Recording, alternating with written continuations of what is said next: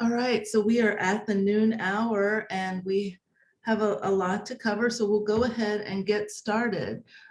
My name is Keisha Varma, and I am an Associate Vice Provost in the Office for Equity and Diversity at the University of Minnesota. Before we begin today's event, I want to first acknowledge that the University of Minnesota Twin Cities is built within the traditional homelands of the Dakota people. It is important to acknowledge the peoples whose land we live, learn, and work as we seek to improve and strengthen our relations with our tribal nations. We also acknowledge that words are not enough. We must ensure that our institution provides support, resources, and programs that increase access to all aspects of higher education for our American Indian students, staff, faculty, and community members. So thank you all for joining us today. We recognize that these times that we are living through are tumultuous and that we are dealing with a lot on our shoulders right now with opening arguments for the Chauvin trial today, ongoing unrest and violence against different communities throughout our organizations and our lives. And so we invite you to take a breath and take a minute to settle into this session that we're about to have, and to make sure that even beyond this session, you take time to take care of yourselves and yes, do the best you can to take care of yourselves during these times we're living through. I thank the panelists for joining us today and for leading this session, and I'll go ahead and turn things over to Professor Michael Stebleton. Thank you, Keisha, for that thoughtful and warm introduction. I want to welcome everyone to our session, Challenging Racialized and Gendered Microaggressions on Campus, Advocating for Student Success and Support. And I'm just really excited to be part of this session. We've been planning it for a number of weeks, and we're just overwhelmed by the response and everyone that's here today. So welcome. So I have the honor of doing some formal introductions of three wonderful scholars that are joining me. I'm sort of the point of connection because I know all three of these scholars in different ways and different contexts. So I'm going to start with Dr. Hannah Oliha-Donaldson, is an assistant teaching professor in the Department of Communications at the University of Kansas. She publishes in the area of critical intercultural communication, diversity, and higher education. She engages in research and advances practices that center social justice, equity, inclusion, that expose the barriers to community building in U.S. higher education and beyond. Her work has been published in the Howard Journal of Communications and International Communication Gazette. I also, on a personal note, Hannah has a strong Minnesota connection, and we figured out we've known each other for over 15 years. But we won't dwell on that, Hannah. So welcome, and thank you for joining us today. Next, Leah Fulton uses she, her, hers pronouns. She's a PhD candidate at the University of Minnesota Twin Cities. She's completing her PhD in higher education with a minor in African American studies. Leah has spent the past 10 years in higher education student affairs work, DEI, and program development. She currently works as a graduate research assistant, an adjunct instructor, and an independent consultant. In her free time, Leah blogs at Ebony Mom Ivory Tower. She and her partner Chris have 3 children. Her research interests and publications explore race, gender, motherhood, career choice, leadership, and higher education. Thank you, Leah, for joining us. And then finally, we have Vang. Vang is the Director of Student Recruitment for the Morrison Family College of Health at the University of St. Thomas. Prior to this role, she was Director of Masters of Social Work, Admissions, and Alumni Relations at the University of Minnesota's School of Social Work. She has over a decade of experience working with, advocating for, and supporting students, particularly students from marginalized communities. Zur has a bachelor's in family social science and a master's in social work from the U of M. She is currently pursuing her PhD in higher education, and she lives in Oakdale with her partner and 2 children, ages 4 and 1. So Zur, thank you for joining us. And again, I'm Dr. Mike Stebleton. I'm associate professor in higher education. I use he, him, his pronouns. I also coordinate the higher education program.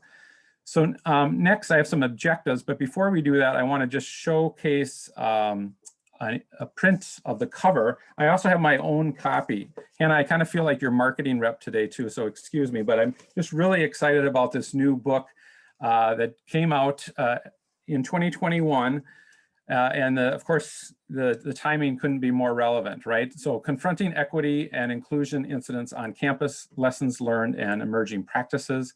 So Dr. Hannah Oliha-Donaldson is going to talk a little bit about her book and how it came to be. There's a chapter that we want you to pay particular attention to, and that's chapter 4.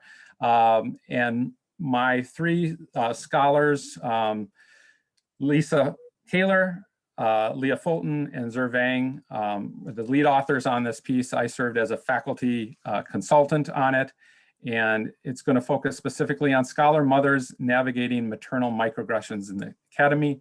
You should be home snuggling your baby. And so we're going to showcase student voices in this session today as well. So I'm really excited that all of you could be here on this opportunity today. So there's kind of 3 main objectives for today. I think as educators, right, we always start with objectives in mind. So these are the 3 very formally written objectives. One is to share a new text that examines failed diversity moments around racialized and gendered microaggressions, and perhaps more importantly, how we can learn from them. Second is to learn more from scholar mother voices and their experiences in the academy. And then the third is to discuss promising practices and success strategies, knowing that these will shape practice, policy, and research as we support marginalized students. Before I turn it over to my colleagues, I want to just provide some additional context for our session today. I've been reading some work by Dr. Gloria Ladson-Billings, and this is a new piece that just came out in the current issue of Equity and Excellence in Education. She was also a speaker at AER conference recently, but she talks about how there's a lot of language around getting back to normal, and she's pushing back against this talk of normalcy. And I love this quote. She says, although many educators and policymakers insist that we have to get back to normal, I want to suggest that going back is the wrong thing for children and youth. And I would also add for college students and college student affairs workers and faculty. Normal is where the problems reside. And the title of her piece is, I'm Here for the Hard Reset. And I really encourage you to read it. She uses the analogy of computers and devices. And sometimes our devices need to be reprogrammed, right? They need a hard reset, and we need to get rid of old messages and photos and whatnot. And so she uses this analogy to think about how we need to move forward around this important work around justice. The second quote I have there is from a Minnesota connection, Michelle Norris, who is a journalist for the Washington Post. She's also a U of M grad and got her start at the Minnesota Daily. I did not know that until recently. But she says, my greatest hope is that we don't reach for normal, but rather we reach for better. And she said that on a Michelle Obama podcast, which I also recommend. So in that spirit, I want to think about what steps do we take collectively, and how do we move forward into these difficult but needed conversations. And with that, I'm going to transition to my good colleague, Dr. Hannah Oliha-Donaldson, who's going to talk a little bit about why this book and why now. She started this project long before 2020 or 2021, and she's going to talk to us a little bit about some of her ideas and how it came to be. So thank you, Hannah. Dr. Stebleton, thank you so much for that gracious introduction and for pulling the session together at the U. I am incredibly honored to be here with all of you. And we have just a short amount of time, so I'm going to dive right in before I turn the floor over to Leah and Zur. Why this book? Why now? I started in higher education many moons ago. Mike and I actually, worked at a state community college together. And, when we met, I was the director of multicultural affairs at that institution. And so the idea for this book had been unfolding over many years. For me personally, after I started that job, I transitioned into the faculty ranks and transitioned from doing DEI at the administrative level to doing it at the faculty level, which meant infusing DEI and conversations about intercultural alliances and intercultural communication into my classes, and then also doing DEI sessions for the campus community. But over the years, as I did this work, I became really confused about the state of diversity, equity, and inclusion. And moving forward, I'm simply going to call it DEI. I was confused about the ongoing challenges in a supposedly post-racial and gender-affirming moment. I was struck by a peculiar dialectical tension, and that dialectical tension was passion for DEI exhibited by some and a deep-seated apathy exhibited by others. It appeared to me, both as a scholar and a practitioner of the work, that there were two universes in academia. There were the words that we speak, and then there was who we actually are as institutions. The gap in between those two spaces was what perplexed me and troubled me. And so while I will admit that there are institutions who are doing the work, yet there are many more who were speaking the words, but weren't really actually doing what needed to be done. In the words of Sarah Ahmed, in higher ed, we have perfected the art of performing diversity. We have leaned into the art of performativity, but the actual work that needed to be done, to me, did not seem to be happening. I was perplexed by ongoing racial and gendered hierarchies. I was perplexed by the fact that opportunities continue to accrue to individuals along identity lines, with those avowing white and male identities seeming to get opportunities and seeming to have what appeared to be, per research and through my own experience, an easier time. It perplexed me that some bodies are more welcome than others in academia, even in a 21st century moment when we are supposedly post-racial, which we all know has been debunked over the last few years. And so I began to ask myself the question, what does change look like and how do we get there? And my questions became a whirlwind when a ricochet of events began to take over the national news, campus-wide forums, and personal dialogues in 2015 and 2016. One after another, stories of prejudice and identity-based hate crimes took over and launched a dialogue on DEI, both in the country and the nation, but also in higher education. Incident after incident happened. And just to name a few, there was the fraternity in Oklahoma, which was casually mobilizing the N-word as part of their natural organizational discourse. That's an example of one of the pieces that made it into the mainstream media. There was another incident of another student organization in California casually mobilizing racist images of the Hispanic community. Blackface incidents took over public discourse.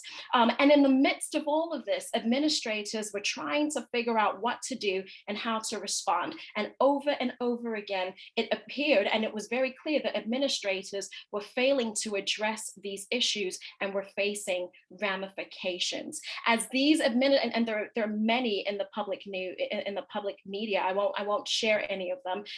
But what became very clear is these administrators were dealing with the ramifications of failure to address DEI effectively was the fallout. And it became very clear in that moment, as women and people of color have been saying for a long time, and those who are historically marginalized in higher education have been saying for a long time, diversity issues are not minority issues. They are our issues. But 2015, 2016 crystallized that and began to shift the dialogue on many campuses. And so campus-wide forums at campuses across the nation made it clear that historically underrepresented students and faculty and staff are still experiencing major barriers, and there are still challenges on the table as it relates to DEI.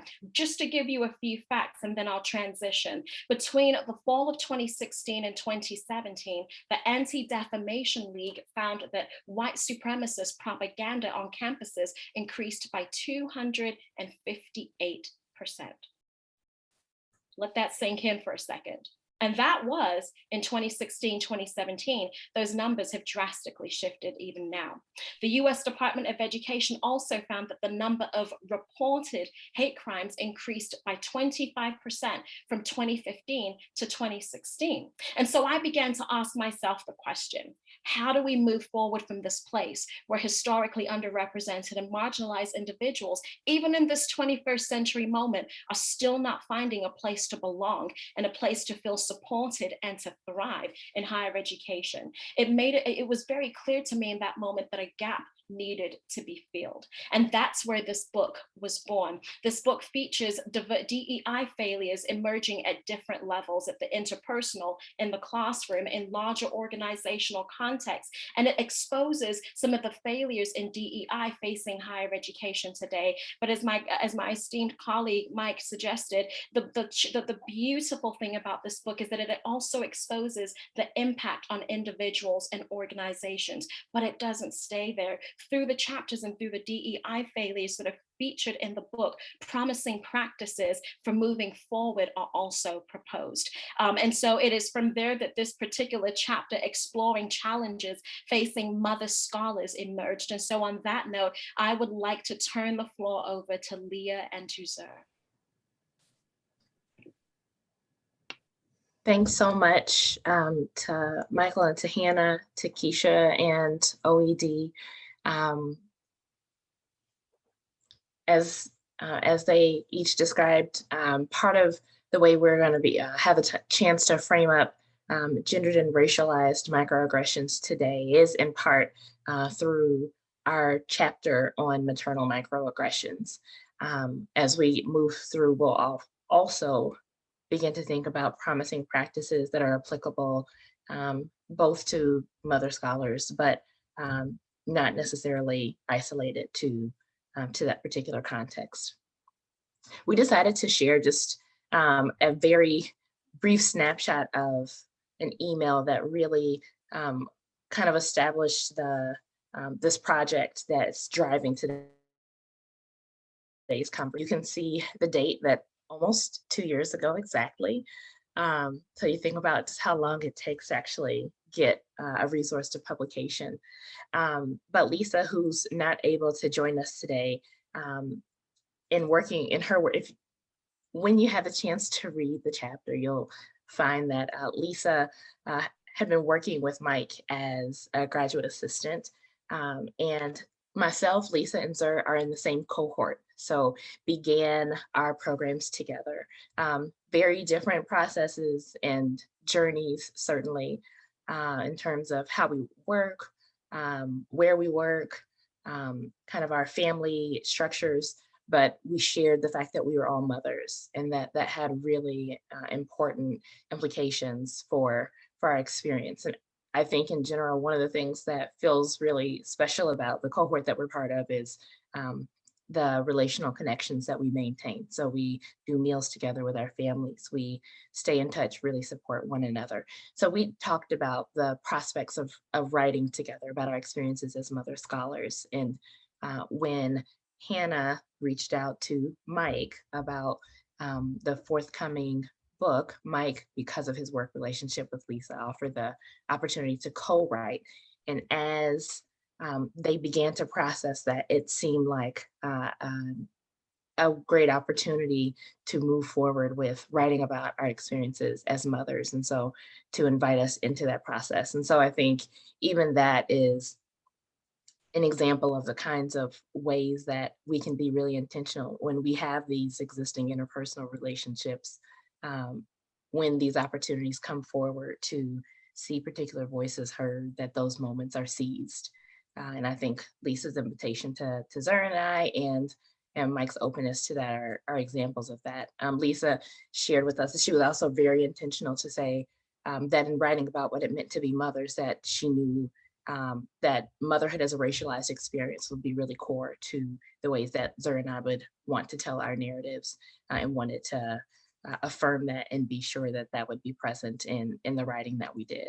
And so as we move forward together, it was probably, I've never written this way exactly, but we established these multiple prompts around different questions related to our experiences as mothers. And we sat around the table, the four of us, and we each had an opportunity to share. Now, I'm saying the four of us. It was largely myself, Lisa, and Zer.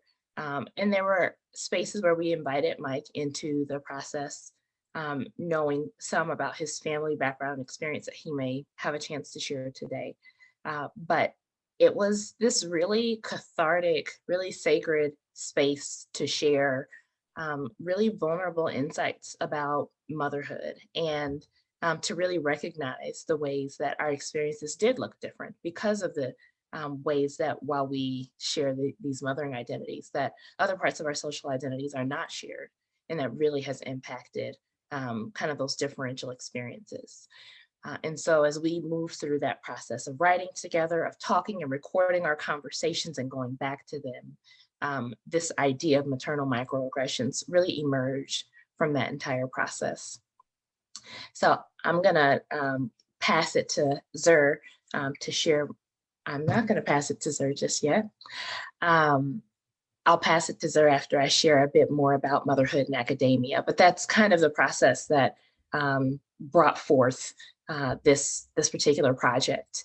As we look at motherhood and academia, you know, it's a fairly new conversation that's been had. Ward and Wolf Wendell have a number of publications together going back as early as 2004, really focusing on motherhood and academia for faculty mothers. And they have really, you know, uncovered lots of dynamics related to role conflict and this idea of the ideal worker. And the ideal worker really plays on Audre Lorde's idea of the mythical norm, where it's like the ideal worker is this person who works as if they have no other commitments or responsibilities. And so if we begin to kind of put skin on the ideal worker is a he and is heterosexual, and he's cisgendered and Christian and middle class and able-bodied, and relies on the work of largely of women and people of color that allows for him to be this ideal worker who shows up without distraction, of low-income workers who may care for children or do domestic work. And so those dynamics really Ward and Wolf Wendell began to uncover these ideas of the ideal worker and how they work in opposition to this trope of what it means to be a good mother, and identifies both the academy and motherhood as both greedy institutions.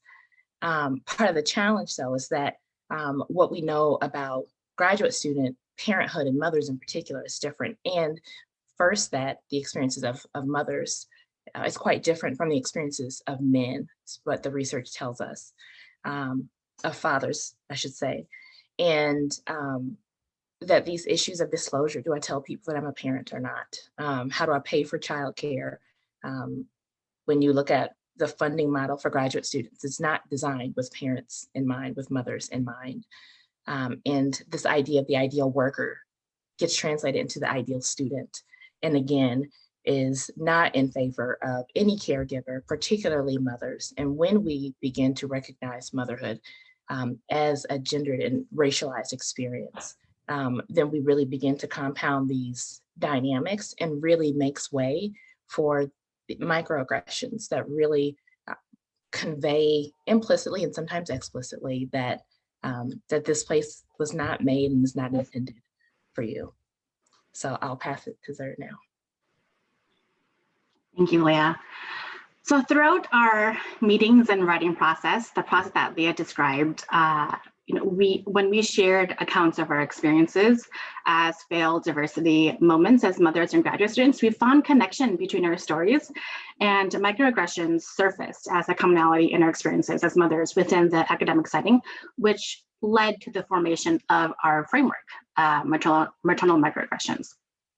When we looked at the ways microaggressions are conceptualized in the literature, it really resonated with our experiences. Microaggressions are defined as brief, everyday exchanges that send denigrating messages to minoritized groups because they belong to a marginalized group. And we name these interactions maternal microaggressions because this captures the denigrating nature of comments that individuals make based on the status scholar mothers. So according to Su et al., there are different types of microaggressions that can take the form of microassaults, micro-insults, and micro-invalidation. Su first proposed a classification of racial microaggressions in 2007. So microassaults are derogatory comments meant to hurt the victim. So an example that I have personally heard before is, if you don't like it here in the United States, why don't you go back to where you're from? Micro insults convey rudeness and demean a person's identity. So in the case of maternal microaggressions, it could be questioning the presence of mothers in a scholarly environment. Another example, as an Asian American woman, is, and I've heard this multiple times, is, wow, you speak really good English. Micro invalidation, exclude or invalidate the thoughts, feelings, and experiences of victims. So another example, as an Asian American woman, is, where are you from? Where are you really from? Conveying a message that I am a perpetual foreigner.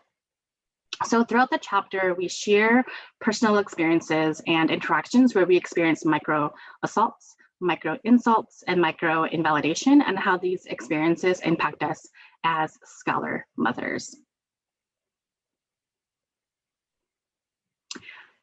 So throughout our chapter and our personal narrative within our chapter, we reflected again on our interpersonal interactions with faculty, administrators, and colleagues, and the experiences we face as scholar mothers in academia.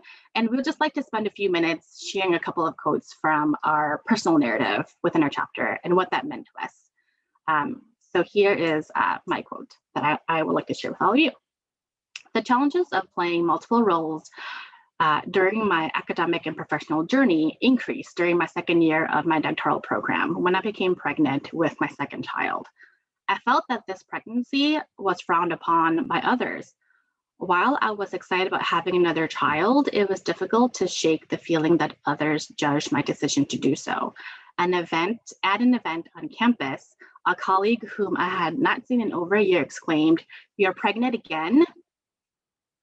This made me feel really ashamed, as if I had done something wrong.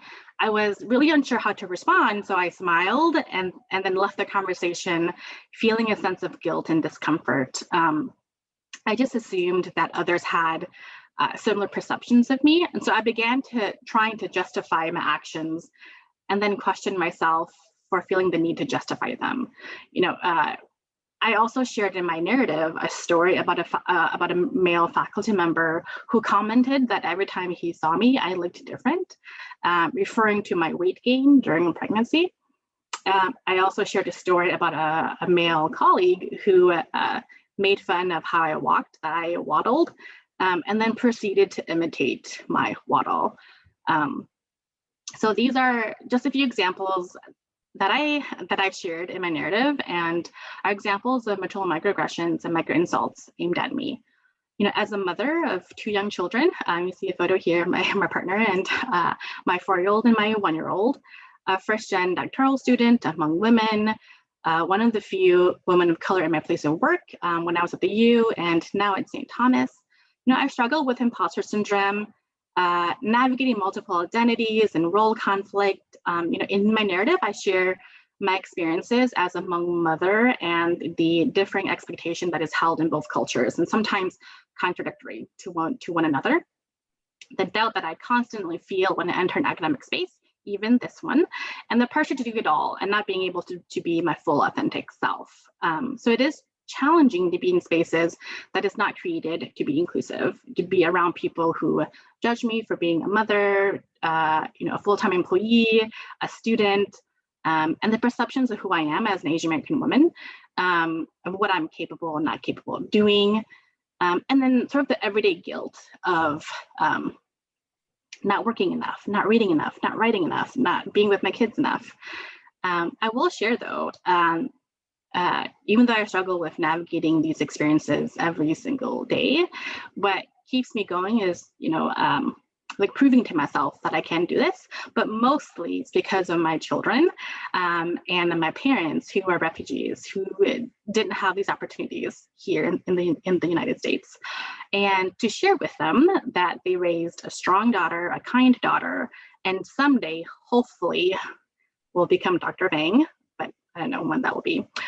So a dream that they never thought could come true for any of us. And I come from a family of 11. So that is just a little bit about my narrative and my story. And I will now like to pass it on back to Leah. Thanks, Sarah. Before I launch into kind of the excerpt from my piece, I think one of the things that we hope we're capturing is that as we speak, we're talking about really these intersectional realities of our experiences as students of color. So yes, we're layering on these identities as mothers, and they're really, you can't disconnect that. Whether we're with our children or not, we're always mothers, but we're also talking about what it means to be students of color, what it means for the two of us to be first-generation college students, what it means to be women of color in higher education. And so I hope that the complexity of that isn't lost as we share about what these experiences have been like for us. The excerpt from my writing that I chose is here, and I really lead with the importance of recognizing motherhood as a racialized phenomenon. Full disclosure, this is also the topic of my dissertation research. It's looking at the intersections of race, motherhood, and higher education, specifically doctoral education. And part of the importance of this topic is when we look at undergraduate students, a quarter of all undergraduate students are parents, and 2 out of 5 of those students are Black women. And Black women are the most likely demographic to be rearing children while pursuing an undergraduate credential. But we don't have numbers for graduate students, which is part of what my research really pushes at. The narrative that we have about what it means to be a doctoral student mother, similar to the literature about faculty mothers, is race neutral, and race neutral oftentimes implies white, and consequently erases the experiences of students like myself and Zer. And so first, acknowledging motherhood as a racialized phenomenon, both as mother scholars who are students, but also in faculty life, also in terms of what it means to be a professional. We hope that people begin to think about maternal microaggressions, not just inside the academy, but in all of the ways that it shows up, because we know that it exists outside of this particular context that we're thinking about. And as we've described, I have a sense of solidarity with mothers from a variety of backgrounds, but my experience as a Black mother does have its own particularities. And so we talk, I mentioned here, these ideas around centuries-old tropes and stereotypes about fertility and hypersexuality and responsible parenting that really informs this experience. I could talk about my experiences working in higher ed and student affairs and having similar experiences to Zer, of being called fertile myrtle because of having my children back to back, or people saying you're pregnant again, and the feelings of shame and embarrassment when I became pregnant with my second and third children. But I also think about the ways that one of the things that emerged from our conversations about this was the number of people who insisted that I go use the Student Parent Help Center to get help with childcare. So when I started my program, all 3 of my children were preschool age. And so it's a really intense season of life. I'm happy to say that my youngest is starting kindergarten this fall. That feels like a win for our family. But over the course of our conversations, part of what we talked about was that my experience being told to use this resource was actually unique to my experience, that Zer and Lisa hadn't had that same experience. I am all for campus resources and supports. Those resources should be there. So if you're a student parent or you work with student parents, the Student Parent Help Center has resources to support to subsidize childcare costs. The challenge was the assumption that that I was low income. And so being told you should check them out and saying, I don't qualify. You should just go see. I don't qualify. And so having these multiple conversations of insisting why I didn't qualify, and oftentimes really not those conversations persisting until I said, I used to be a case manager for the Child Care Assistance Program. I do not qualify. For me, really falls back on these stereotypes about low income status among Black mothers, instead of asking questions about what is it about systems and structures that create these disproportionately high numbers of low income Black mothers. We wanted to be sure to include part of Lisa's story. And so I'm going to share the quote that she shared with us, but I will not take liberties to interpret her story, but did want to include her voice here. So Lisa shares this quote. She says that I also push myself because I want to prove that I am capable of earning a PhD while also learning to be a mother. When I was in the accelerated master's program, I gave birth during winter break. I returned to class 2 weeks later and graduated on time. When I reflect on those achievements, I'm reminded that I'm capable of achieving my goals. But when I experience maternal microaggressions, I doubt my goals, myself, and my value in a doctoral program. And that really speaks to this bigger picture that I'll hold on stepping into as we move into promising practices. I'm looking at Zerb because I'm trying to remember. I think I take the first two for, yep, for flow. So we kind of sat together to think through some of the promising practices for addressing these multi-layered dynamics that we're discussing.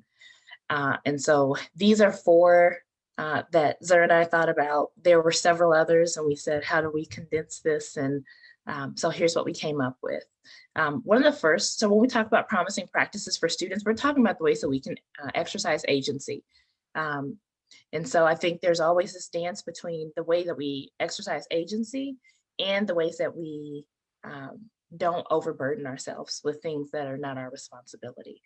And so I think it's important, though, to think about the ways that we best exercise that agency. So that's the spirit of promising practices for students. So first is to ask questions. And I would say particularly for women and people from communities of color, we are oftentimes culturally socialized in a way that may encourage us to be deferential to authority, to not ask questions, to not push back, to be rule followers. And so I think it's really important for us to ask questions about who creates policy, who makes particular decisions, where do you get more information about particular kinds of things. When someone says no, that you don't walk away, but you continue to ask questions until you move to the top if that's what needs to happen. But ask questions. We have the right and the responsibility to do that, to take care of ourselves in that way. So ask questions is one of the ways I think we can exercise agency. Another is to set boundaries. To set boundaries around the emotional labor, the voluntary kind of contributions you make to the institution, organization. Oftentimes we're tasked with fixing the problems that impact us most. And I think that we ought to play a role, but I think we also ought to have some autonomy around what that role is, how we play it, and when we play it. And so those are, I think, 2 important ways that we as students can set boundaries. So advocate and collaborate. Advocate for your needs and express those needs to staff, faculty, and administrators. I just remember growing up and in my household and my parents saying, you can never question teachers or mentors, just do what you're told. So I grew up with that mindset of never being able to ask those questions and never being able to advocate for myself. I didn't have those skills.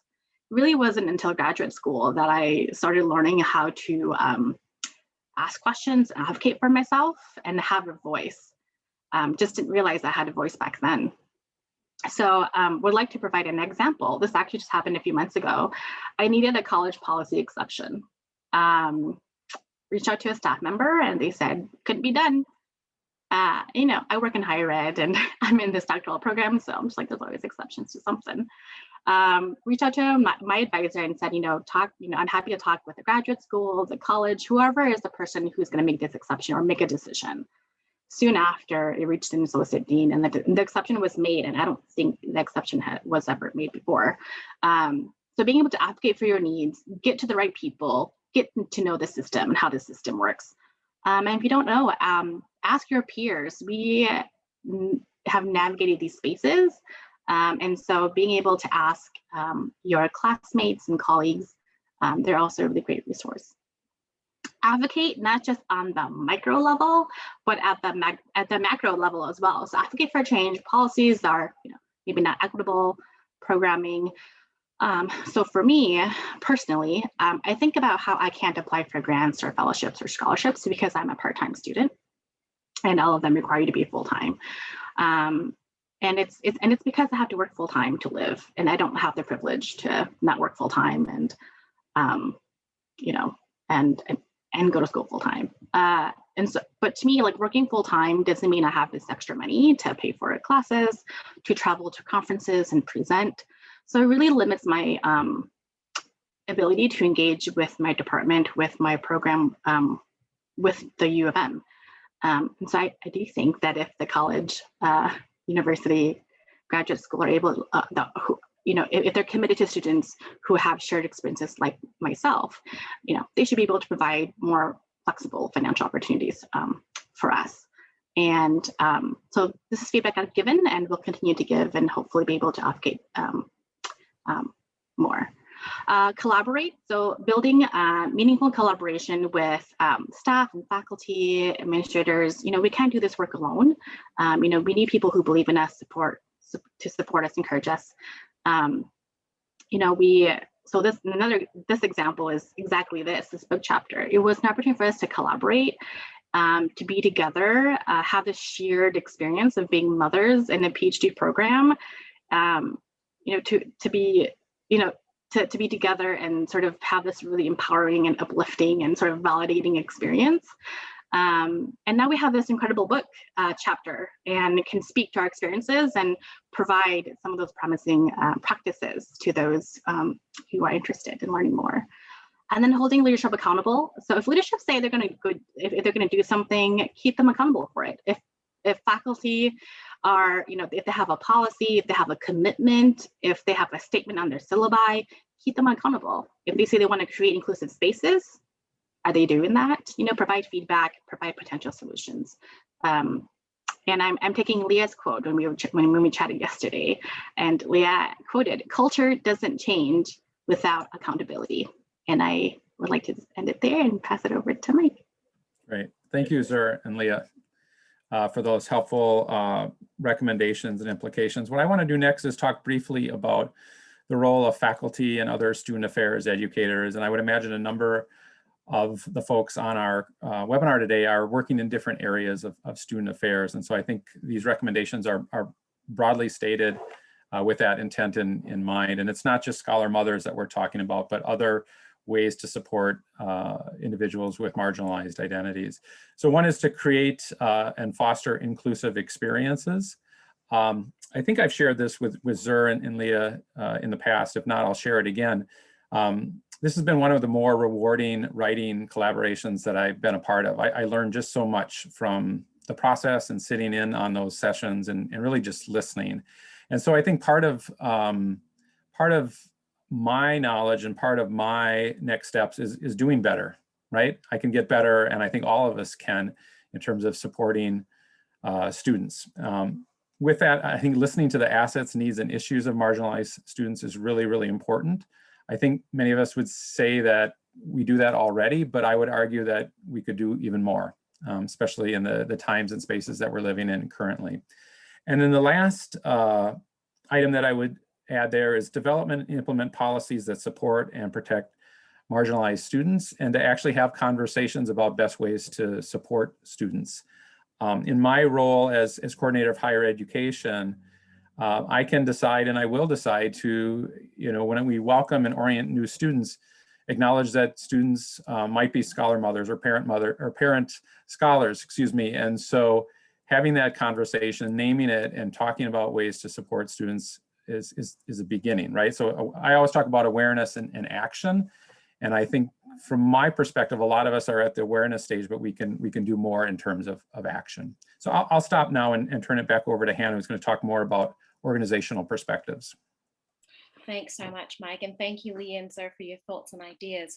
What I would like to do now is offer some perspectives on change from a macro organizational level. And I'd like to throw out an invitation to the group this afternoon. And that invitation is this. It's a question. It's simply this. What would happen if we began to reframe diversity, equity, and inclusion policies and practices? And how would our reframing impact and shift our practice? And in order to do that, I want us to think about what it would look like if we began to reimagine DEI from different lenses. And so one of the things so I'm going to present two lenses right now, two perspectives, two frameworks by which we can begin to explore DEI and begin to lean into how that might shift what we're doing in the classroom and what we're doing in terms of recruiting and retaining historically underrepresented students. The first framework is to infuse social justice into our conversations about DEI and into our practice about DEI. For many years in higher education, we framed DEI through a business framework. We suggested that, and even in corporations, the business framework for diversity is what has been center stage. And so organizations would often talk about, what do we need to do as it relates to DEI to ensure that we stay relevant, to ensure that we make money. And there's nothing wrong with money. I like money, you like money, we all like money. However, what would happen if we began to reimagine our framing of diversity through a social justice framework?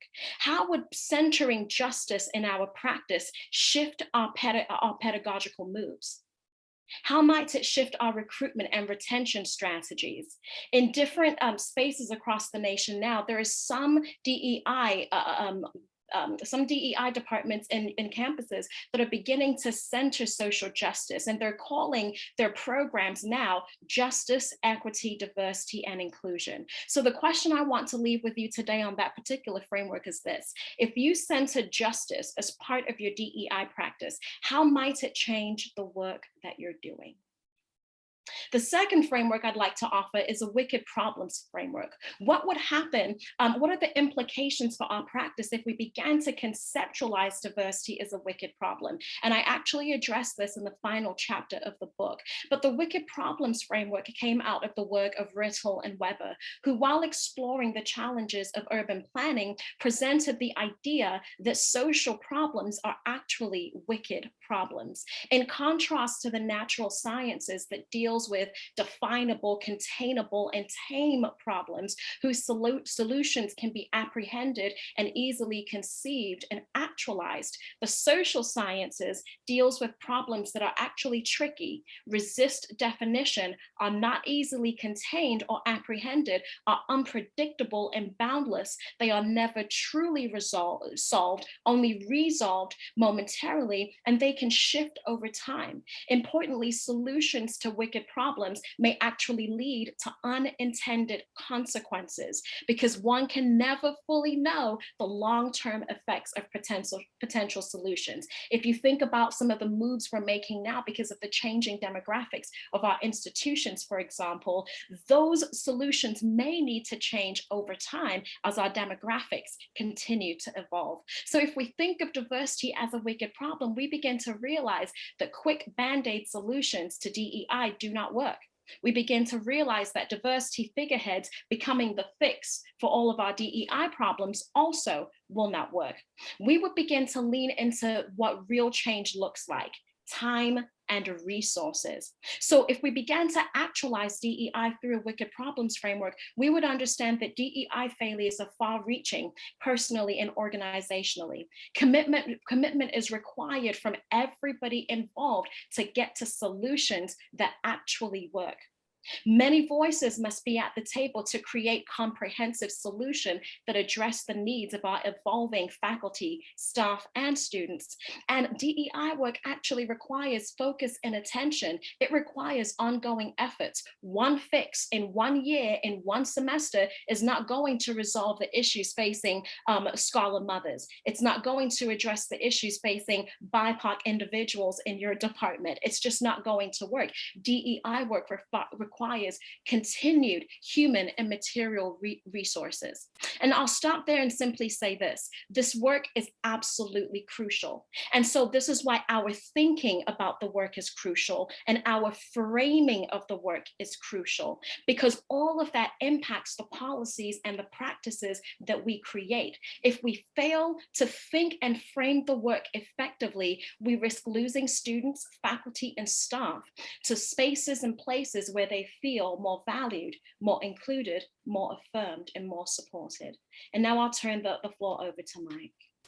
Great. Thank you, Hannah. That's really helpful. I'm mindful of the time, and I think we're under 10 minutes before we close. And so I want to refer to a couple application pieces, and then we'll open it up to question and answer before we close. So there should be a document attachment and link in the chat option. Thank you, John, for posting that. It includes 2 pieces. One, it includes some application questions that we encourage you to take away and share with your colleagues in your own program or units. And then also a list of references and citations that you can refer to if you want to follow up and do some additional reading on these topics. So these are some questions. I'm not going to read each of these verbatim because you can refer to it on the document. And again, some of these tie to specific topics related to parent scholars, but it can be applied to other contexts and situations as well. And so, many of these questions get at this idea of looking at what are you doing now in terms of your unit or your advising office. Perhaps if you're a faculty member, it could be within your individualized program. But what professional development can occur to help faculty recognize their roles in supporting marginalized student groups, as example 1 there? How can these issues be integrated into existing training programs or other types of professional development? So we want to lead you with the acknowledgement is that you're probably doing good work, but all of us could do better, clearly. And so please take a look at that document. There's some additional questions that we included at the end of our chapter in chapter 4. One of the many features that I appreciate of this text, and I've told Dr. Hannah this in the past, is that it's strong on theory, but it's also strong on application. And each chapter ends with some follow-up discussion questions, as well as promising practice. So the idea is really to move from these failed diversity experience into a more sort of proactive success model by taking steps towards addressing some of these questions. Also, there's been a question about our slides. We will make these slides available. John, so I think John's listening here. Go ahead and post that in the chat at any time, and you're free to take these and share them with your colleagues. Hannah, back to you. Thank you, Mike. And I know that time is almost out, but we will stay on towards the end to address any questions that may come up. But following the issues facing the nation right now, especially with Daunte Wright, George Floyd, I couldn't let this moment go without sharing some thoughts on this as we close. My thought is, I know that there are some of you who are on the session today and you are potentially tired. You're tired of the resistance as you're doing this work. You're tired of the constant backlash. You're wondering, when will change happen? Here are some thoughts that I'd love to offer you as we close. And it's a piece that I called, and it's non-traditional, but I think it is absolutely, it is due given the moment. It's a piece called The Anchor. Possibility is the anchor of hope. I live in the possibility that the world may not be what it should be, but it has the potential to become what we and others who have come before us hope it will be. I live in the possibility that the ideas many have bled and died for on battlefields near and far, from ivory towers and neighborhood streets to war-torn enclaves, can become a reality for us all. Ideas like freedom and justice, the liberty to pursue happiness without boundaries and without barriers, be they material or constructed by unjust human ideas. Possibility is the anchor of hope. I believe in the possibility of this moment, this season, this time. For though we are not where we should be, we are not where we used to be. I live in the possibility that my teaching and your fill in the blank are not in vain, that we are headed somewhere, doing something that will impact the present and shape the future. Without belief in the idea of what could be, this thing, this beacon of hope, this light in the darkest corners of the world that we call the American experiment could not be. So in the face of fear, we must stand in possibility. In the face of bigotry, injustice, indifference, we must respond with possibility. We must believe in the possibilities that philosophers, poets, and preachers have talked about.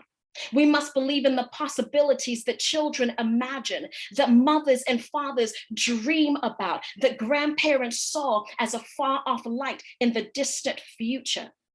So in the midst of chaos, confusion, and darkness, let's let the light of possibility shine through.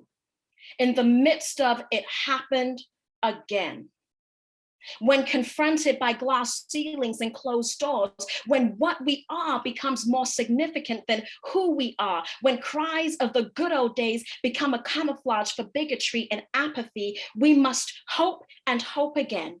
And when hope seems lost, let's reach for the possibilities that can reignite our hope, renew our strength, and carry us into the future. We've put the words of the iconic John Lewis, civil rights activist and leader, on the screen. And he suggests to us that ours may not be the fight of one lifetime, but it may actually be the fight of many lifetimes. And so right now, even if you're stuck, even if you're feeling like there's resistance and you want to give up, don't give up. Let's keep striving and let's keep working. If not for ourselves, then for the next generation of scholar mothers, faculty, staff, and students. Thank you all so much for coming. The floor is open for questions. Thank you, Dr. Hannah, for those inspiring words. Keisha, I'm going to kind of bounce it back to you. Are there any questions or themes that you're coming up in the chat or the question and answer? We do have a couple of questions in the Q&A section. One, I want to highlight that we have a couple of comments that are asking for the anchor, and if that can be shared somehow in the chat, a link to that poem. And thanking you for your reading and your sharing of that. Going back to the questions, the first one is thinking about Leah's experience. How do you advocate for and promote services and supports for BIPOC students without implying that all need it because of their identity?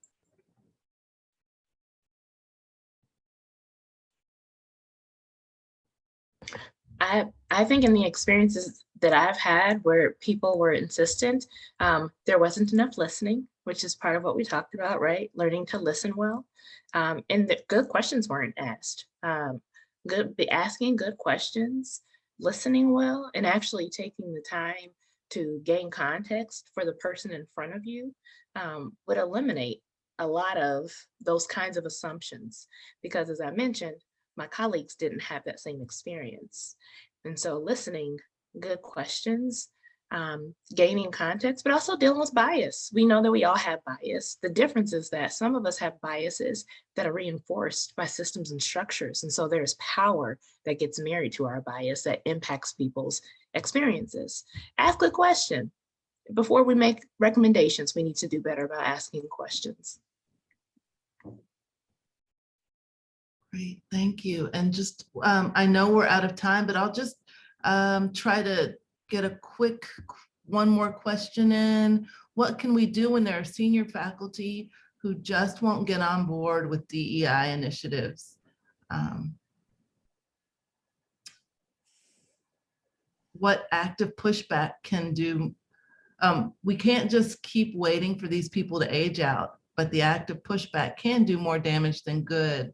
So what can be done? I know that's a big question for these final moments, but is there anything you all can offer?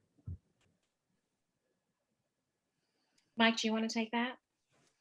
Hannah, I'm going to let you go first. I think you should have the last word on this from a faculty perspective. No. I really want you to chime in as somebody who has been on the faculty ranks for a number of years. But, my perspective on that is we have to work together. We have to build alliances with each other. We have to, move beyond just, allyship in word, but move to allyship in deed. In order for change to truly happen, we need faculty speaking to each other on one level. But on the other hand, we need faculty allies who are who support students with BIPOC identities, who support students who are scholar mothers, who are going to go to bat and get on the front lines for those students to advocate for change. So those who are senior faculty, who are able to speak up and who have the influence, the positional influence to speak up, they need to start speaking up for change to truly happen. Thank you, Hannah. And I would just echo that. I've been reading some work from Stephen Brookfield, who is also at the University of St. Thomas. And he writes about his role as a white man educator and really taking risks. Those are his words in terms of stepping up and even pressuring other faculty members or other deans or administrators to attend to these issues. And, for faculty that won't change, push them. Sometimes I think, peer pressure from other colleagues can be useful, but that's my perspective, and I would just echo the thoughts that Hannah and Zur and Leah indicated earlier. Thank you. Well, thank you all for this incredibly engaging and informative panel. Are there any final words before we log off? The word that's coming to me is Mizzou. I think to the question we just got, we saw a multi-layered, multi-dimensional strategy that involved people using multiple kinds of positional authority. The tenure rank is one strategy, but there are so many others, and we oftentimes forfeit our collective power. Collective power is what made change at Mizzou, and I think that there's opportunities to do that over and over again in higher education. That's a great way to end. Thank you all. Thank you so much. This was a wonderful, wonderful experience.